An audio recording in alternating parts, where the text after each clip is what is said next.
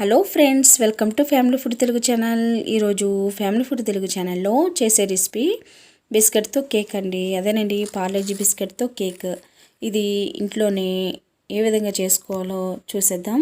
దీనికి కావాల్సిన ఇంగ్రీడియంట్స్ ఏంటో చూసేద్దాం. ముందుగా పార్లేజీ బిస్కెట్ ప్యాకెట్స్ 2 తీసుకోవాలి. 10 రూపీస్ 2 తీసుకోవాలి. తీసుకుని వీటిని మధ్యకి 2 భాగాల కింద చేసుకుని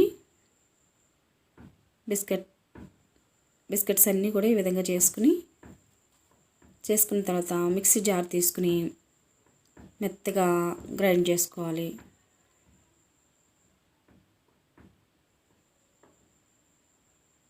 ఈ విధంగా అన్నీ కూడా ఇలా వేసేసుకుని మిక్సీ పట్టుకుందాం.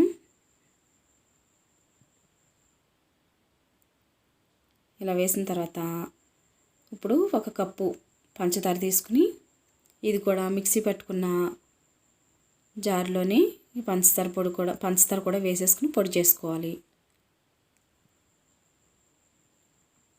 చూడండి, మిక్సీ పట్టిన తర్వాత ఇలా జల్లించి ఒక బౌల్లోకి తీసుకున్నాను నేను. ఇప్పుడు వేరొక బౌల్ తీసుకుని ఇందులో జల్లించి పెట్టుకున్నటువంటి బిస్కెట్ మిశ్రమాన్ని వేసుకుని ఇందులో 1 కప్పు పాలు పోసుకోవాలి.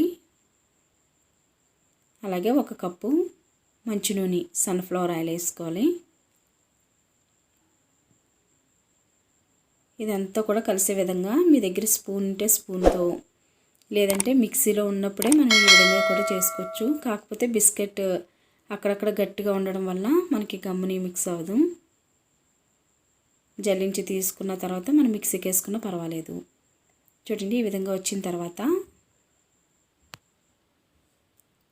ఇప్పుడు ఇందులో తినే సోడా, ఇలా జల్లి లాంటిది తీసుకుని తినే సోడా, అలాగే చిటికెడు ఉప్పు, అలాగే మీ దగ్గర బేకింగ్ పౌడర్ ఉంటే అది వేసుకోండి. లేని వాళ్ళు ఈనో ప్యాకెట్ ఉంటుంది కదా, అది 1 టేబుల్ స్పూన్ వరకు వేసుకోండి. మీ దగ్గర వెనిలా ఎసెన్స్ ఉంటే వేసుకోండి, లేదంటే యాలకుల పొడి 1 టేబుల్ స్పూన్ వరకు తీసుకుని ఇది కూడా జల్లించుకోవాలి. ఈ ఫ్లేవర్ కూడా చాలా బాగుంటుంది. ఈ విధంగా జల్లించిన తర్వాత ఒకసారి అంతా కలిసే విధంగా బాగా కలుపుకోవాలి. మీకు ఇలా గట్టిగా అనిపిస్తే కనుక కొద్దిగా పాలు పోసుకుని బాగా కలుపుకోవాలి. అంతా కలిసే విధంగా కలుపుకోవాలి. ఇప్పుడు స్టవ్ అంటించి వెడల్పాటి గిన్నె పెట్టుకుని అడుగు భాగాన ఇసుక వేసుకోవాలి.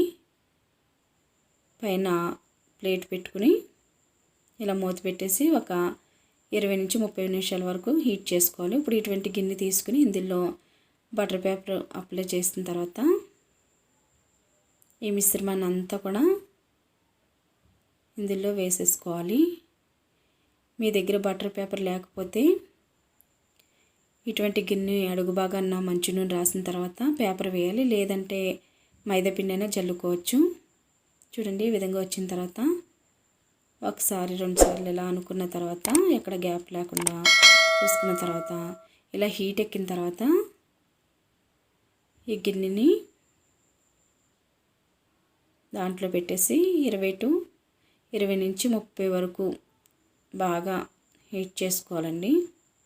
చూడండి, ఈ విధంగా కుక్ అయింది కదా. ఒకసారి టూత్పిక్తో ఒకసారి చూద్దాం. చూడండి, ఎక్కడా కూడా అంటుకోవట్లేదు కదా, మనకి ఇది రెడీ అయిపోయినట్టే.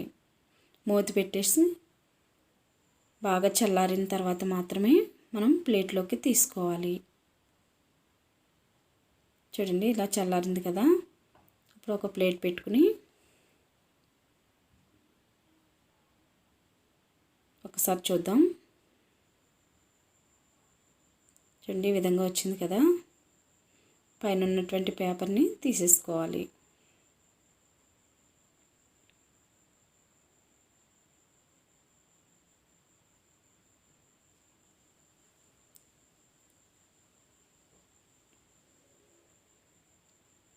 చూడండి ఈ విధంగా అంతా తీసేసుకున్న తర్వాత చూద్దాం. చాలా స్పాంజీగా చాలా అంటే చాలా బాగుందండి కేక్. మా పిల్లలకైతే చాలా బాగా నచ్చింది. మీరు ఇంకా కావాలంటే దీంట్లో టూటీ ఫ్రూటీలు ఇటువంటివన్నీ డ్రై ఫ్రూట్స్ కానీ ఏదైనా వేసుకోవచ్చు, చాలా బాగుంటుంది. దీని టేస్ట్ కూడా చాలా బాగుందండి. జెమ్స్తో ఎలా డెకరేట్ చేశాను అంతేనండి.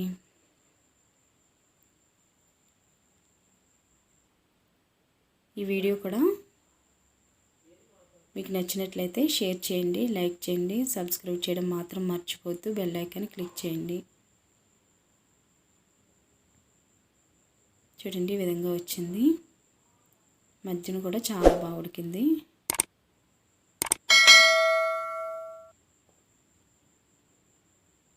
Thank you for watching.